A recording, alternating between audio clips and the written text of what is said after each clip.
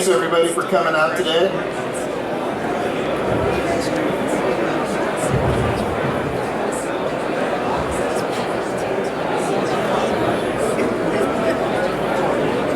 My name is Farmer Tom Lauerman. I'm from Vancouver, Washington. I started landscaping and playing in the dirt when I was about 12 years old.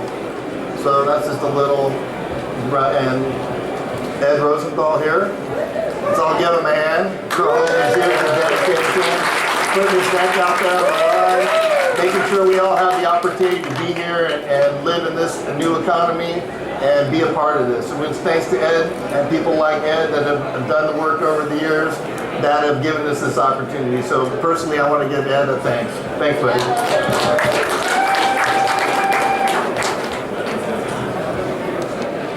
This is supposed to be a question. Yeah, Corey, why don't you tell a little bit about yourself, your history, you know. No?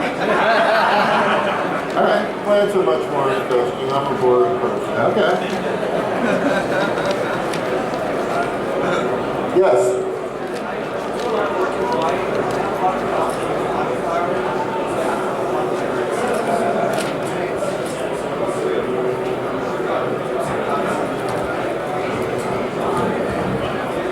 The question was, he's growing in Hawaii, and because Hawaii is close to the equator, it doesn't have much variation in day length over the months. It goes between about 13 and a half hours and 10 and a half hours. Is that correct? So plants immediately go into flower.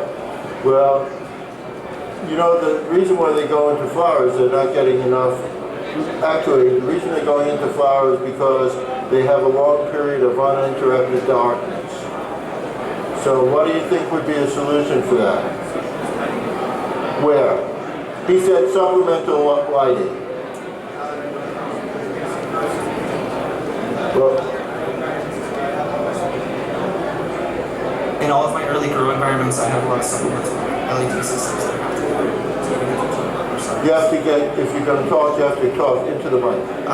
if you're going to have like supplemental lighting, I have it in 3 different areas, like just basic pre-grow, and then I let all of the sun take care of the natural flowering. Is that correct?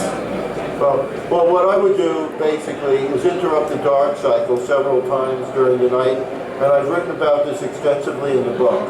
So if there's something in the book, and if you haven't read the book, before you ask questions, you should probably read the book, Marijuana Grower's Handbook, because that's why I wrote it, so that I don't have to answer these questions. But I'm going to answer this one. So plants flower based on the number of uninterrupted hours of darkness. And when they reach somewhere between 9 and 10 and a half, 9 and 11 hours, depending on the variety, they're going to start flowering. So the solution is to break up that uninterrupted darkness 2 or 3 times during the night.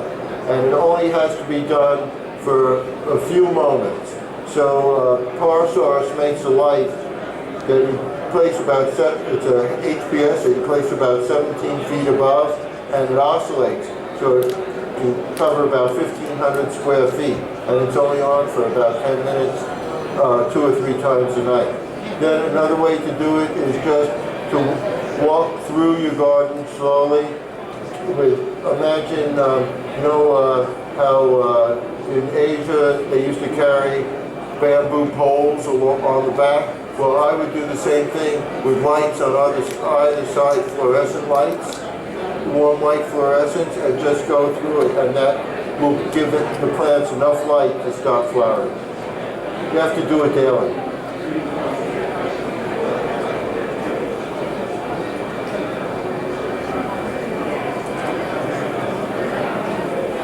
So I've recently come across in veg, and it actually started flowering.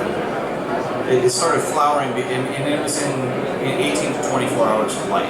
Is something that, I mean, would you continue, would you just kill that off? It's an auto-flowering. You know about the auto-flowering plants? I do, but it's not supposed to be. It's Kalashakra, which is not... It's what? Kalashakra, which is not supposed to be a radial strain. I mean, is that something that's genetic, disorder in the plant, or? Well, the proof is in the pudding, right? And the plant's flowering under 24 hours of light, you've got an auto-flowering plant. So there's no possible way that came out of a packet. I mean, the genetics that the research that I've done doesn't show it's a standard. The reason is genetics, yes.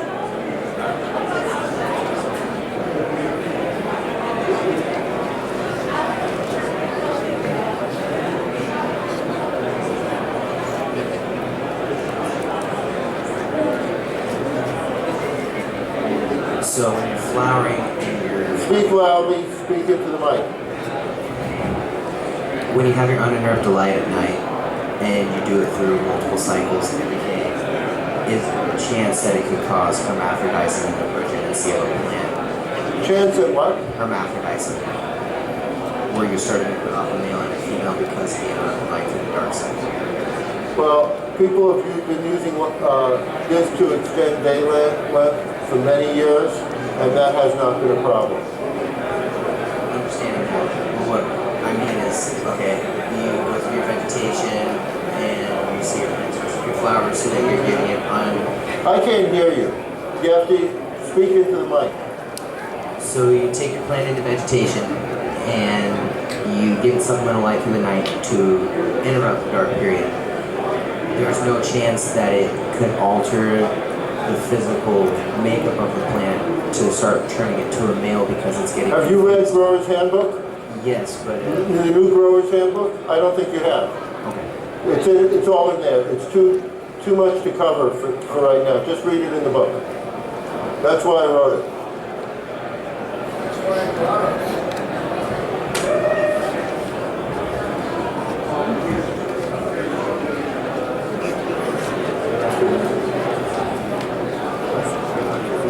Any other questions? Don't be shy. You have two of the most wise people that we have in our community here. Now is the time.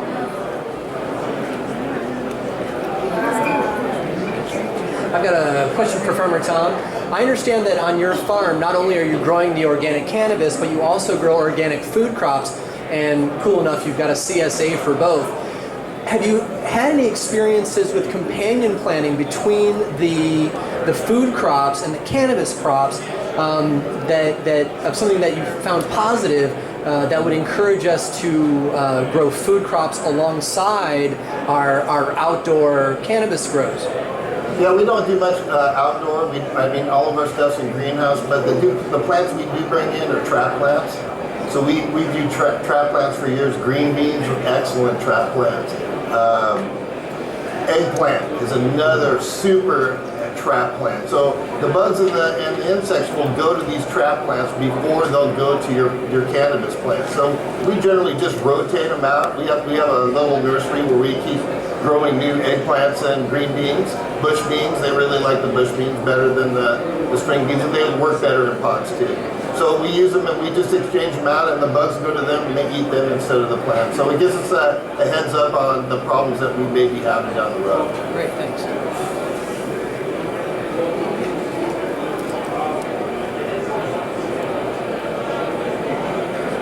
Yeah, this is for either one of you guys. What do you guys think about growing in Dutch buckets?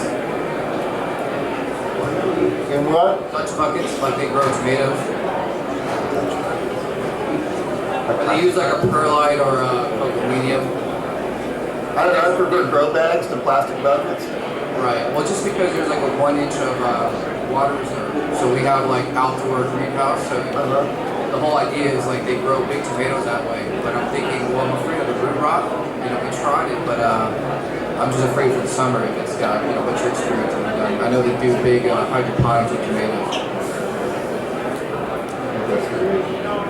I don't get it. You have a layer of water at the bottom? Yeah, about an inch. So when you water does it continue, is the water moving or is it just staying there? It's just staying there.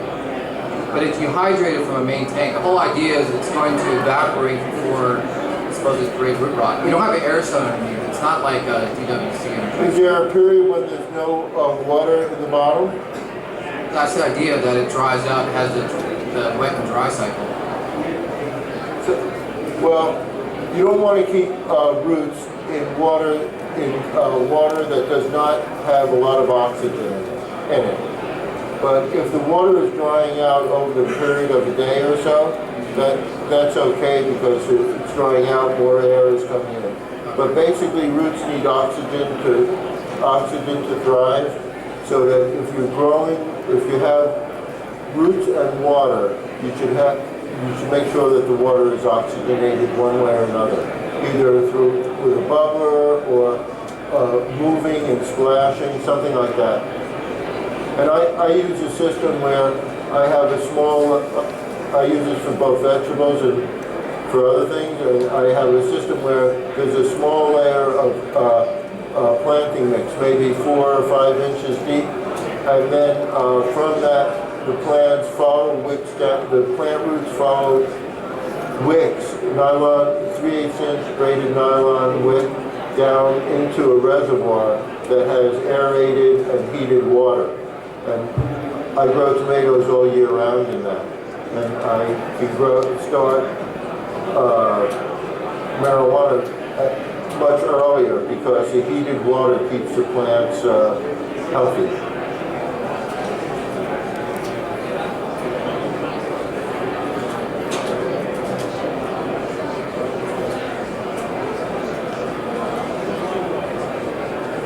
So over the years, I don't know how much, I haven't read your book, so I apologize, but foliar spray. So, out of all the things that you can foliar spray, because you can pretty much foliar anything, what's the most key to you guys in your experience? The most what? The most key ingredients that you can, what's most beneficial to foliar spraying? Would you spray like amino acids besides kelp? Or? Oh, I spray with everything all year round. I'm a big sprayer. I mix these Mother Earth Organics. They got a liquid feedback. It's a humic acid product that's really good. It's got a bunch of nutrients in along with it. And then I use microbes in the soil. But we're always spraying. Like 3 times a week during the flower cycle, I mix it with fish and the tea. And I go in there at like 4 o'clock in the afternoon when they're cooking hot and everything's wide open. I just go up underneath the leaves and just get the whole inside. And literally you can watch those plants like literally grow every day. So I'll do that all through the flower cycle, all through the vegetative cycle up to the flower cycle. And then I'll switch over. And then I'll only do that for the first couple of weeks of the flower cycle. But we'll use like kelp and some baguanos and like this early morning misting and what we'll do, for that kind of stuff. And it kind of helps with the powdery mildew and stuff like that also.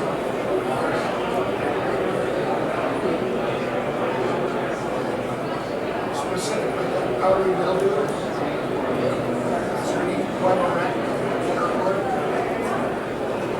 He's asking if there was any direct cure for powdery mildew.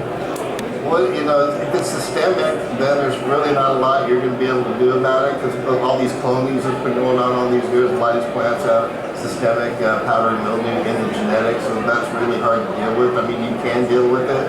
I like root applications, like azomite, you get in there and help, and then, so that's the kind of stuff that I would suggest. So, actually, if we took a cubic foot of air, we find all these spores for all the organisms that we've been talking about there. So it's not a question of keeping them out, it's a question of making an hospitable environment for them. So the first thing is that molds don't like alkaline.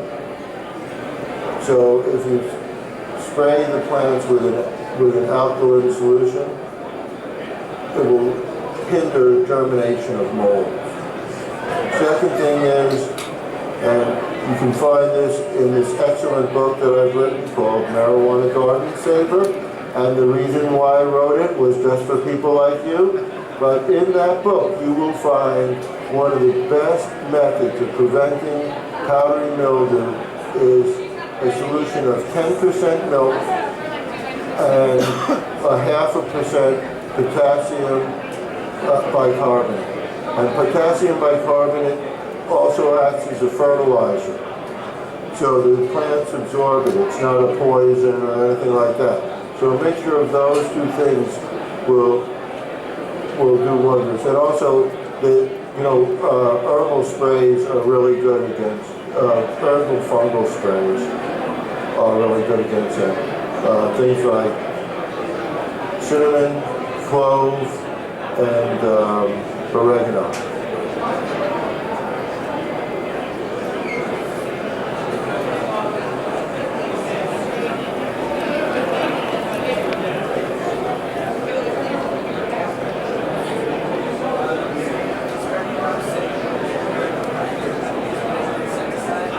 Is there any amount of cinnamon that will harm the plant? So all those things are marijuana garden safe.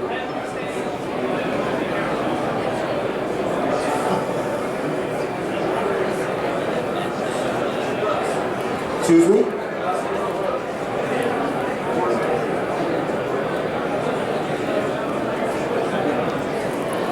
What happened? My question is, can you touch a little bit more on the heated water? Because a lot of people told me that you want to kind of do the opposite of that. So, is heated water aerated also? Well, let me, the gentleman wanted to know a little bit more about heated water. And the thing about water is that the warmer it gets, the less oxygen it holds. So cold water holds more oxygen than warm water. So as the water warms, you have to supplement the oxygen in the system. So in the water, and you can do that either using bubblers or circulation where it meets the air. Another thing is that just coming out is oxygenators where they hydrolyze water. That is, water is hydrogen and oxygen, H2O. And so if you run electricity through the water, it will separate the water into its component parts, hydrogen and oxygen. And if you're doing that underwater, the water will absorb a certain amount of it. Now, the thing about warm water and cold water, the gentleman said that he's learned that it's better for the roots to have cold water. Correct? Yes. Yeah. Generally, that's true. But, let's say it's cold out, and you warm the roots and oxygenate them. They'll take that heat up the plant. And so the greenhouse, for instance, could stay cold, or the greenhouse could stay colder than if you just warm the roots. And I have a system outdoors in San Francisco, in the San Francisco Bay Area, and it doesn't get to freezing. It gets down into the 30s there. And I have tomato plants growing 12 months of the year outdoors, and I just I'll put a slight covering over them at night, but I'm keeping the water at 75 degrees during the cold weather. Then I'll lower it to 68 degrees.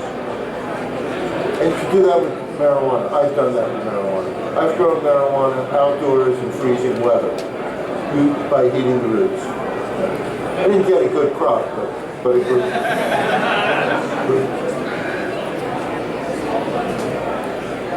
Okay, we're done.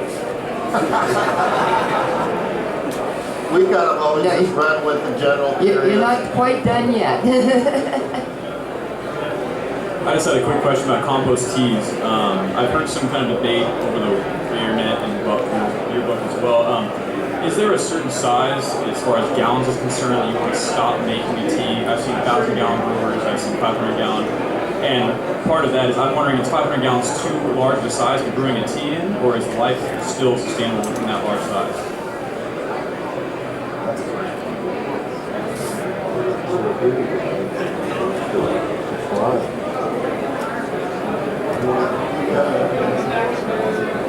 Like we said, it's not going to make that big a difference. You can make 5 gallons or 500 gallons, There's no difference. As long as, it's aerated and you get it out of there in time and before it becomes anaerobic, you're good. Thank you.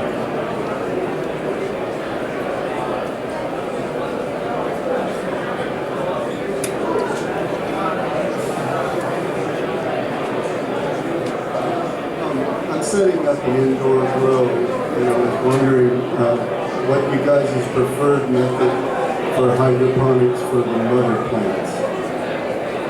Do you prefer You have to speak buckets? louder, we can't hear you. Oh, sorry, it sounds loud back here. I'm setting up an indoor grow, and I'm trying to pick which method to use for hydroponics for my mother plants. I was wondering what you guys prefer, and I do have your book. I know all they're listed there. I just wonder what you guys use. Well, I'm not a big hydro guy. I'm pretty much just a dirt farmer, so I think that would be okay in that world. Well, there's no one system, there's no one particular system.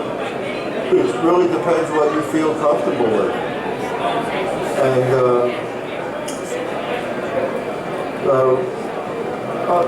I'm into total water culture where most of the roots are in water.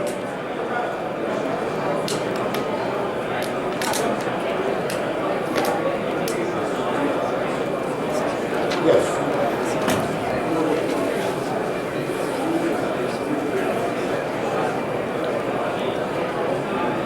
I've done a little research on using mushrooms to create CO2 to help plants. Is that something you've heard about, and is that beneficial? I don't want to invest in taking a mushroom class until I know if it's something others are using and it is beneficial. Well, the beneficial spores in the soil are always good for your soil. So the mushroom teas can be really beneficial. I haven't really looked super deep into them, but I think they work out fine. I'm talking about growing Mushroom tea, right? No, she's talking about growing mushrooms in CO2. You know how they have those bacteria. Well, the thing is, first of all, let me tell you how CO2 is made in tanks. It is not made by burning. It's made by cooling air till the CO2 freezes, and then it's collected. So when you buy CO2 tank, you're buying CO2 that has been removed from the air. That's the first thing. So when you use that and it turns into oxygen, you're oxygenating the world, getting rid of the CO2. The reason why I like tanks is the controls. That you can control the amount that the plant, you can control the percentage of CO2 in the air, the parts per million in the air. Plants don't use CO2, they don't need additional CO2 during the evening, so you can just shut it off during the evening. And if you're using a biological method of producing CO2, you don't really have that much control over it. You can't say, well, I don't want it to go now, I do want it to go now. I guess you could make systems to do that. You know what, I'm into growing pot. I like growing pot a lot. And I like being able to adjust the tank and the meter and know that the plants are going to get 1200 ppm of CO2. And also, I know somebody's going to ask about aquaponics, so I'm going to answer that question as well. Tilapia is worth $3 a pound. Marijuana is worth $2,000 a pound, something like that, right? Good marijuana. Why do you want to mess with these fish? What you want to do is have things you don't want to have a compromise between the fish and the marijuana. Well, you don't want to raise the ppm too much because of the fish or that. When you're growing marijuana, that should be the primary thing. Everything else in terms of that garden is secondary. That crop, which you want to grow to perfection, is number one. Don't give yourself more hard time. Putting mushrooms in the room is like that. Just focus. Well, I'm kind of like Tom. I'm a dirt farmer. Well, we always have plenty of mushrooms coming up in our beds all year round, and I think they're just fine in there. it's a living soil. Living, happy soil is a good soil to grow in, for sure. And I'm all about live soils and beneficials and, you know, microbes and feeding the microbes, and, you know, that's kind of my plan through the whole year. So. I'm like, keep it simple, stupid. Right? Yeah. You can get it really complicated and you can keep it really simple. So, and generally simple's better, and you'll get a better product too. Speaking on CO2, what is, at nighttime obviously that stuff is the CO2, but what is the maximum level? What's detrimental to the plant at night? What parts per million? I mean, if it stays at 900 to 1,000 parts per million, like in a sealed environment, is that too much? Should it be extracted out of the room? Or is, I mean, how much detrimental effect is it going to have on cannabis? You're not going to get a detrimental effect from CO2 until it gets somewhere between 3,000 and 5,000 parts per million, which is about three to five times what a plant would take. And the amount of CO2 that, you know, CO2 is one of the ingredients in making sugars. Water being the other part. And the energy is provided by light. So when there's more light, it can quote, bake more. So under most indoor conditions, I think 12 to 1,500 parts per million is maximum. I don't know what the maximum would be outdoors. I just mean on the night cycle. When it's a dark cycle, on the dark cycle, there's no CO2. But if there is, and you have a problem controlling and extracting it out of the room, I mean, is it better to have, you know, the standard amount, 300 parts per million at nighttime versus having the 1,200 during the day? Or at nighttime, is it going to have a detrimental effect on the plant if there's too much CO2 in the room? No, but the plant isn't going to absorb it, because it only absorbs it when it's actually photosynthesizing.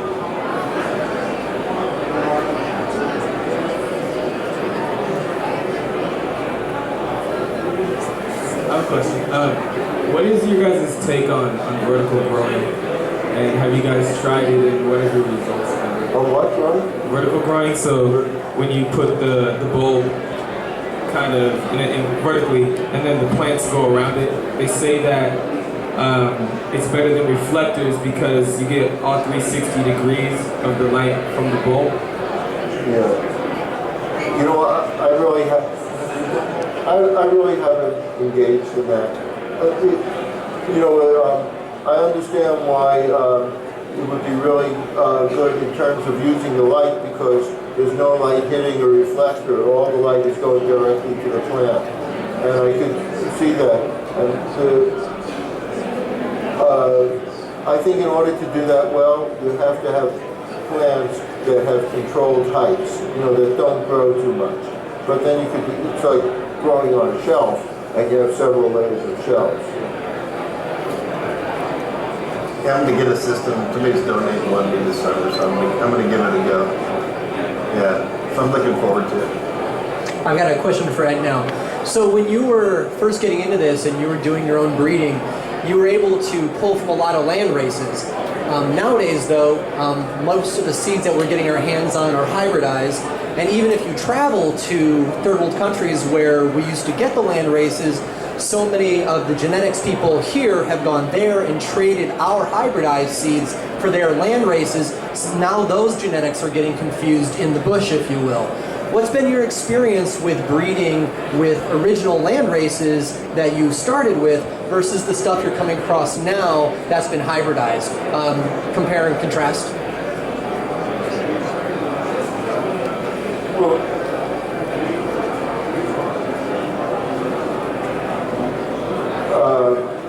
Well, it's a more complex question than one would think, because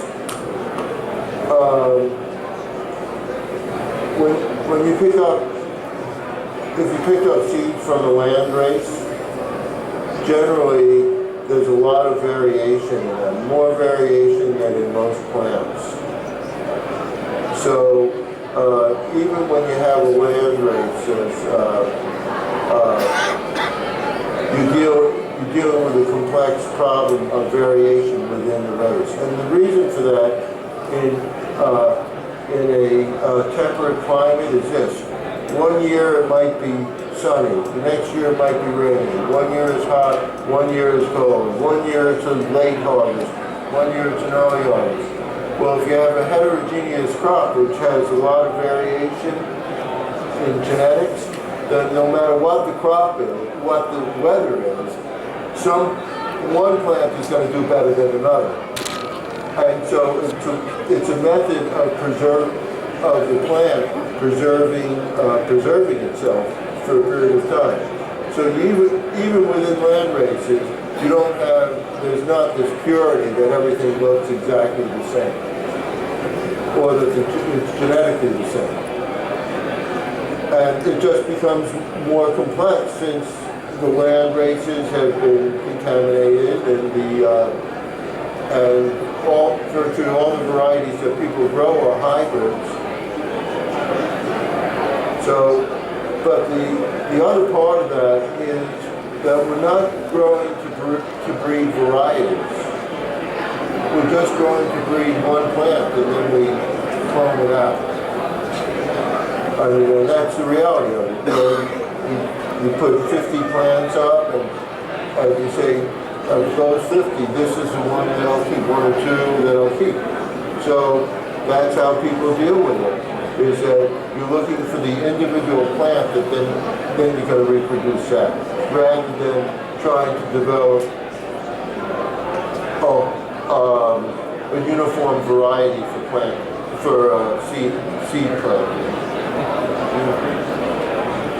I mean, it's difficult, you know, with the polluting of all the strains out there to really get some clean strains. So it's kind of hard. You gotta find the right people with the right genetics, I think, you know, and start with those base strains. I know I got a hash plant that's a landrace one that's a really good base strain that we're gonna try to mess around with a little bit this year. But yeah. On the other hand, one more thing is that some of the Dutch seed companies sell plants or just a generation or two from just a few generations from the land races. For instance, skunk number 1, hash plant, Afghan number 1, white widow is maybe 3 or 4 generations. I mean, you can still buy early cultivated plants. And they are a lot easier to work with than land races, because the land races were not really high yielding or necessarily good, just particular plants were chosen from them as well.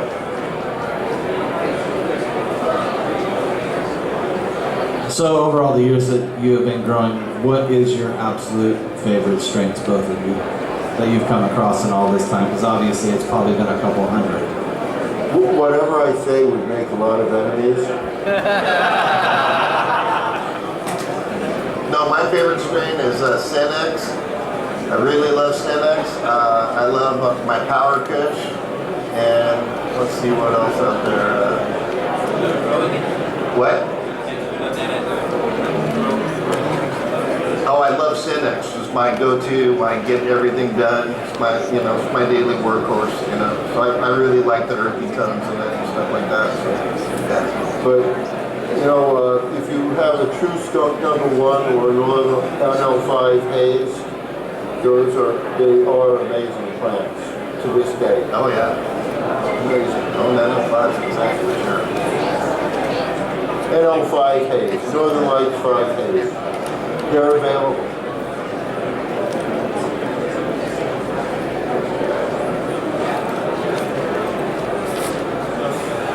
Some growers say that salicylic acid and aspirin can be beneficial. Have you guys used it at all? Salicylic acid, that's an aspirin. Some people use it on marijuana, saying it helps with the immune resistances. Have you guys experienced that or used it at all? Salicylic acid, it's an aspirin. Yeah. Well, it may produce some aphrodism. Yes.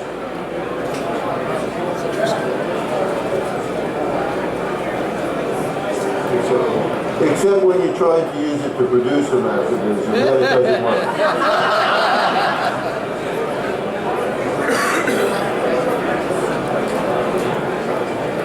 Do we have any other questions?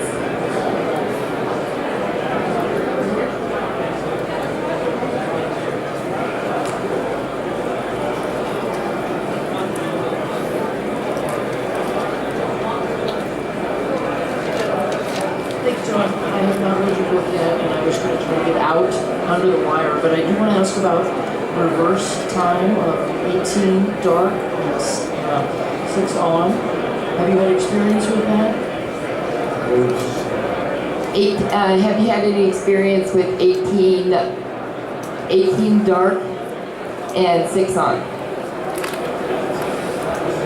So basically the opposite of. Well, you know, light equals growth, right? Do you know that? I'm asking you a question. Yes. Yeah. So then dark equals no growth, right? I've heard good things about it. That's why I wanted to ask the pros. Well, let's look at it. Why do plants use light? What do they use it for? For energy, right? Right. To power the process of photosynthesis, right?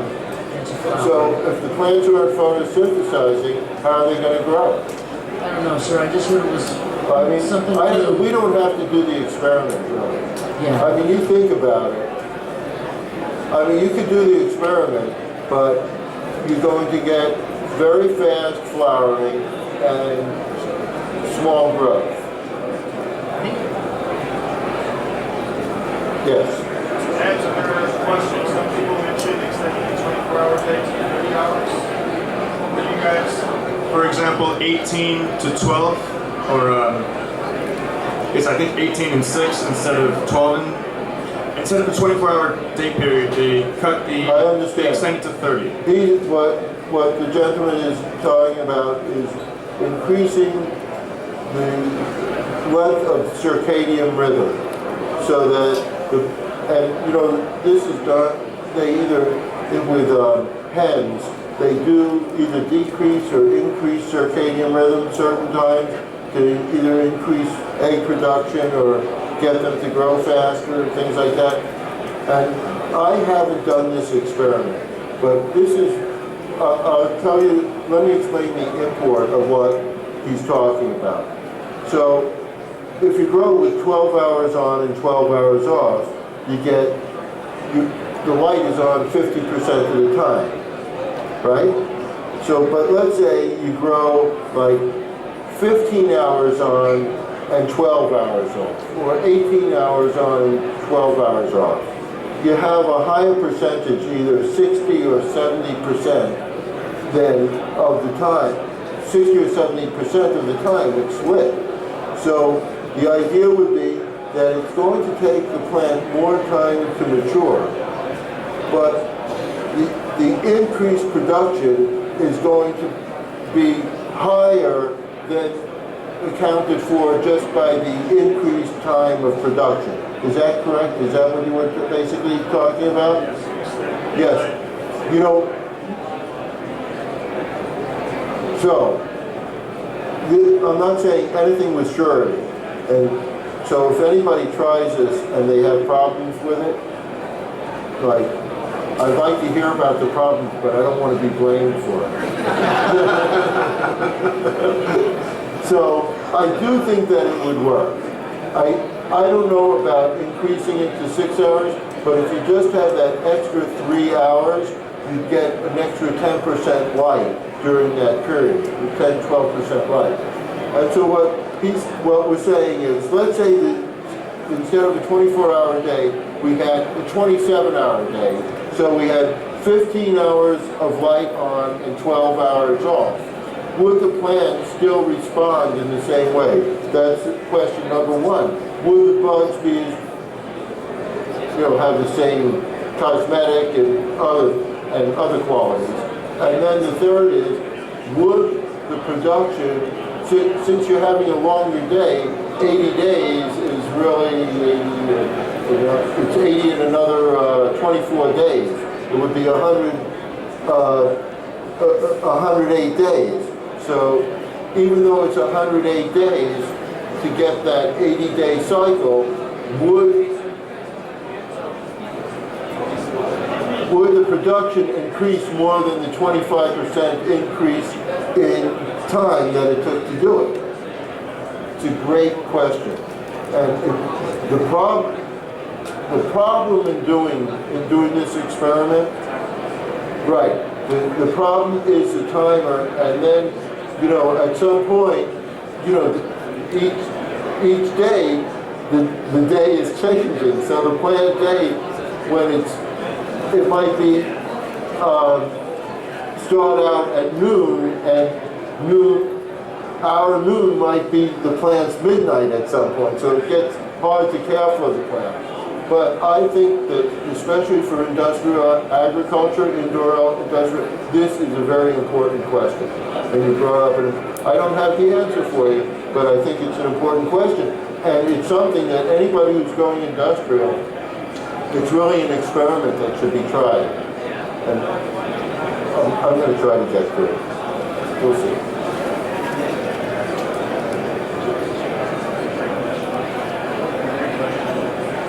It is. The gentleman said it's a great question. I agree. It is. And it's begging to be answered. There's a lot of big industrial grows out there. These guys have the time and energy to do it, so it'd be nice to see what happens. Well, Tom, you're growing indoors, right? No, I grow in greenhouses. In greenhouses. Oh, okay. Okay.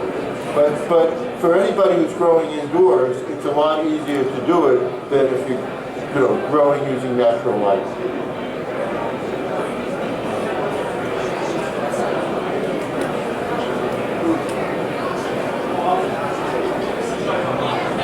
I was just wondering, have either of you done light deprivation in outdoor greenhouse situations? Oh yeah, for sure. Up here in Washington, it's like a mandatory to get them to finish in time. So we'll start like in mid-July and get them flowering, and then we'll stop pulling them like towards the end of August.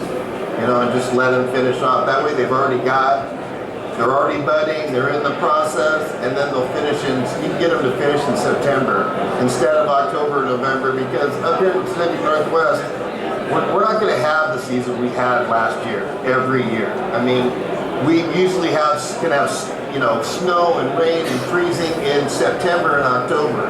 So it's really not practical to base last year's information on the way you're going to grow outside forever, because it's not going to be that way.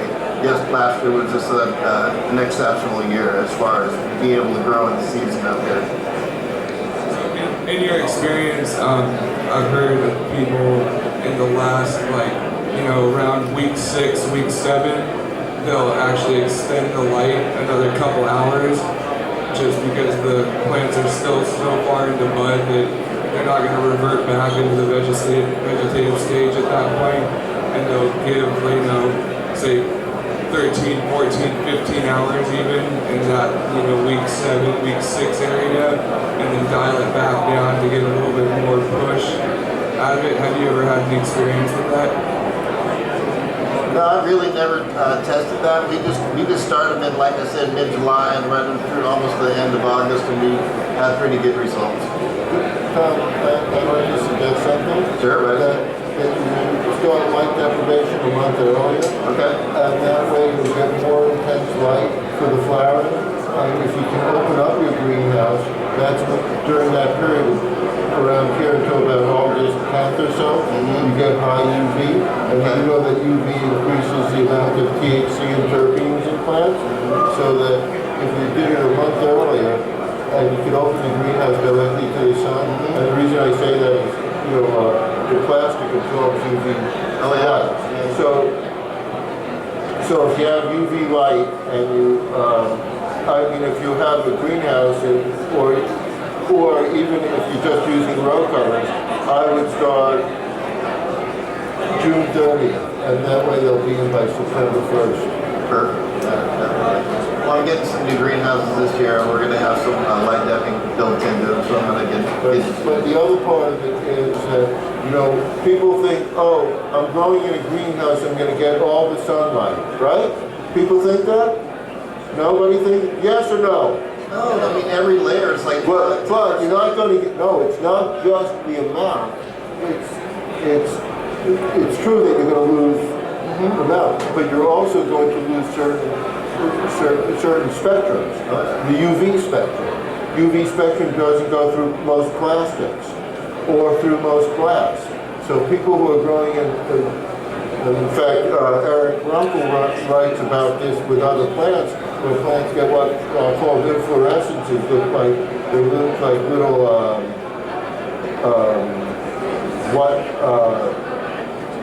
like we get teenagers get those little white heads, and it looks like little white heads on the plants from lack of UV light. And when marijuana doesn't get UV light, it doesn't reach its full potential of THC and terpenes.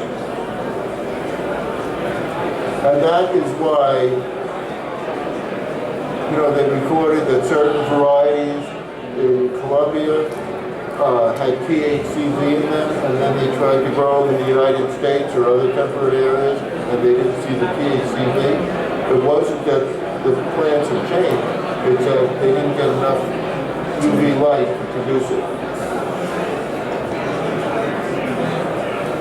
Hey, I was just hoping to hear where you guys would like to see the future of marijuana cultivation go. Like, what are your personal opinions, or what would you like to see happen in the future from like younger growers? Like, what can we bring to what you guys have already kind of learned and perfected and shared with the world? What can we bring to the stage as well? Where do you want to see cannabis cultivation go in the future? And could you talk to them? Well, personally, I'd like to see it go like as clean and organic as possible. I'd like to see more use of beneficial insects in the garden as opposed to these chemicals. We're already seeing these big, huge flat back from this Eagle 20 crap that they're using out there. And first in Colorado, now it's hitting Washington, and now it's going through and it's damaging all these brands out there. Now they all have stains on them. Just because they didn't do the due diligence ahead of time to do the testing that was needed to make sure we put out a clean product. My big thing right now is we really need to set our own standards in the cannabis industry. We really need to set them pretty high. We're a big target now for Merrick and GW Pharmaceutical. They would like us all not to go away next year. And believe me, they're pumping the money into the state systems to make sure we go away. So I would just say, be active out there in the political arena, and then go as organic and clean as possible. Everybody wants to eat good, clean, organic food. People go to Whole Foods and they'll spend the extra money, or they'll go to their local farmer because they know the farmer and they know what they grew. And a lot of this stuff you see out there, nobody knows where it comes from, and we're having a lot of problems. And I'm really not happy with $99 weed. It's really just not fair to the farmers, all the time and effort they put into it. We're really getting lowballed in the industry. I kind of seen it coming with these big industrial grows coming in, and they're pumping out so much. In Eastern Washington was a bumper year out there. I mean, people are getting between 50 cents and $1 a gram for premium cannabis in the recreational world, and that's almost impossible for any farmer to even stomach to be able to sell it like that. I mean, it's a total let down or break. I mean, for me, it's 9 months. It's like holding a child. I'll start these things right now, January, February, and I won't harvest them done until November. They're my babies, you know what I mean? So just grow them as clean as possible, and just always take the highest in integrity for the industry. There's a lot of my friends who died going through the process, or going through court trying to prove that they were sick enough to have medical marijuana, and I know tons of people that went to jail, so we'd all have the opportunity to do this. So let's not let those people down, and let's always choose the high road in this industry. That's all I can say.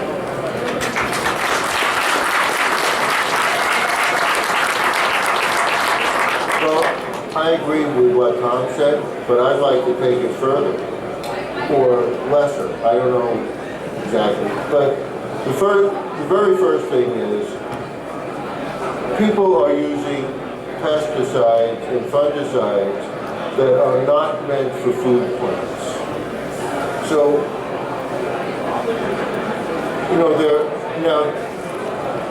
you would be really shocked if you knew on a daily basis how much pesticide you are exposed to from the plants that you're eating. Unless you're eating totally organic, your lettuces, strawberries, potatoes, those are primary crops with pesticides that are not organic, that are grown with pesticides that are not organic. Broccoli is another one.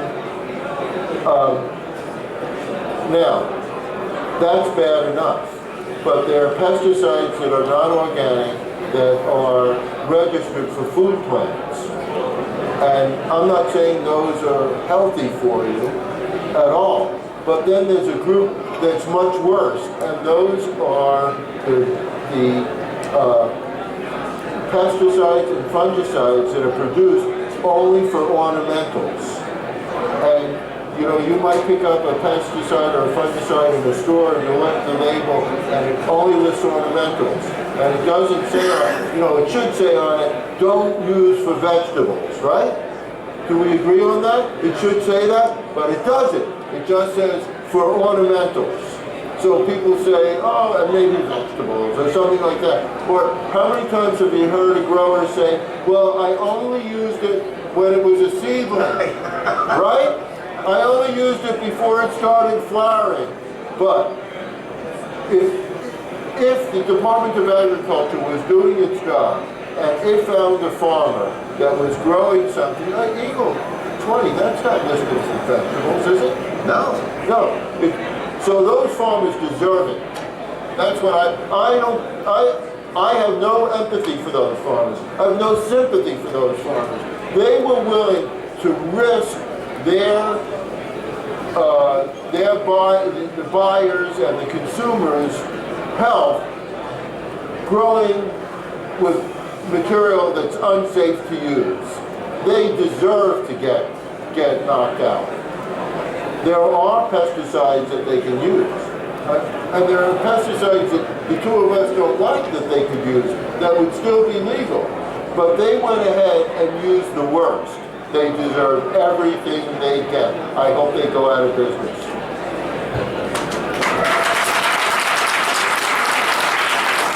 They're not victims.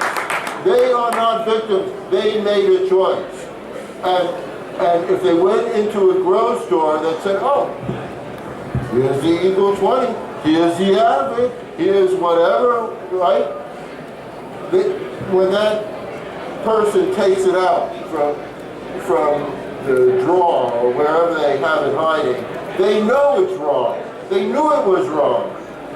They don't deserve your anything.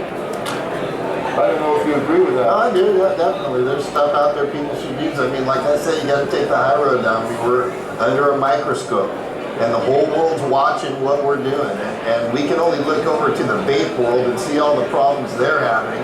And we should take some of that information and bring it into the cannabis world, especially in the whole vape world. There's some really, these plastic products out there are just horrible. They come in from China, they're all contaminated, the glues on them separate.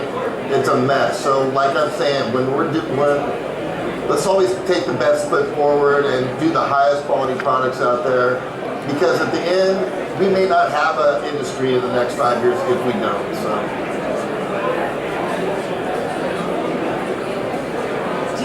Needs to be taken a step further that these pesticides and all these antifungals or whatever, that not only should they be looking at whether they can be used on vegetables, but whether they can be combusted. Because to my understanding that, you know, a lot of people are even taking into consideration that like the way that we medicate is through combusting the plant. So if they're spraying pesticides on there and ignite it, you know, that it's also, it could be creating another gas or something. Oh yeah, most definitely. And you know, like Ed's written about like forever. We never spray anything on the plants. You know, after like a week or 2 weeks into flowering. You know, nothing. You know, so we gotta just you know, take the high road, not use any crap. I mean, just play by the rules. You know, Ed's written a lot of really great books out there with pretty simple things to do to grow really good plants, and if you abide by those things and take care of your plants and give them plenty of room to breathe and plenty of air movement and stuff, you're not going to have problems. And if you don't stress them out, you're not going to have problems either. One of the biggest problems for growing cannabis is stressing the plants out. Once the plant is stressed, then the bugs and everything want to attack them because they're weak, they're vulnerable at that point. So just keep a good, healthy plant, follow Ed's rules. You know, follow those simple steps and you'll be fine. You'll be growing great cannabis. I wanted to say one other thing about pesticides. Another problem that people who are growing are facing is that they're using perfectly good pesticides but they're coming up as bacterial infections. For instance, a lot of the labs that do testing, they test for bacterial counts, gross bacterial counts, and things like that. But if you're using a bacterial pesticide, that is a pesticide that's based on bacteria that are harmless to us, but deadly to insects, and I'll give you BT, you know, the BT insecticides. Well, if you spray the BT insecticides on your plants, it's going to come up that they have high bacterial count. And I think that it's up to the testing services and the state to be more specific in the testing to make sure that what they're testing for is actually harmful. Because in California at least, a lot of perfectly good marijuana that is perfectly safe is not being accepted because it has a high bacterial count, but those bacteria are bacteria that aren't harmful to mammals at all. Can't you freeze it for like 24 hours? Doesn't pull it out, it doesn't kill? It doesn't kill bacteria. Okay. Yeah, it would be great if it did, but no, they're having tremendous problems, and sometimes that bacteria goes right through to, you know, to the shatter and other concentrates. So, and the same thing with fungicides. I mean, with fungal insecticides and pesticides, there are a number of funguses that farmers use regularly to stop pests, and they're perfectly safe for humans. And I want to explain something. You know, take a grape. You know how it has that whitish, the skin has that whitish thing on it, right? Everybody seen that, right? You ate the grape, right? That was bacteria that you were eating. They were eating the sugar of the grape. Now, if that was tested by a company testing marijuana, that grape would be inedible.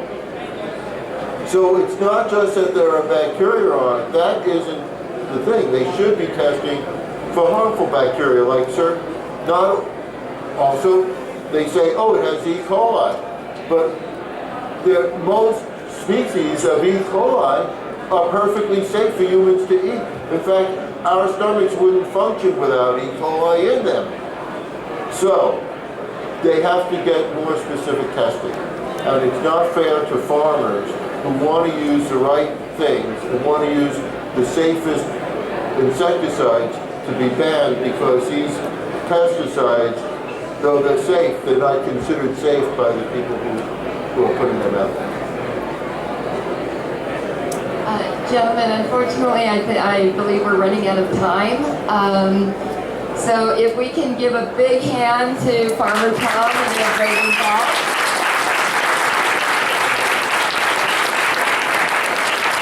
And before we take off, Ed, I understand you have a book. Is that right? Perhaps you can tell these folks where they might be able to purchase that. Well, when they walk out, they can just walk straight that way, and my booth is right there. Very convenient. Yeah, about 10 feet out the door, you can't miss it. Don't forget to bring your checkbooks and your cards and anything else that you might need. Thank you very much, gentlemen. Thank you, guys. Thank you. Thank you.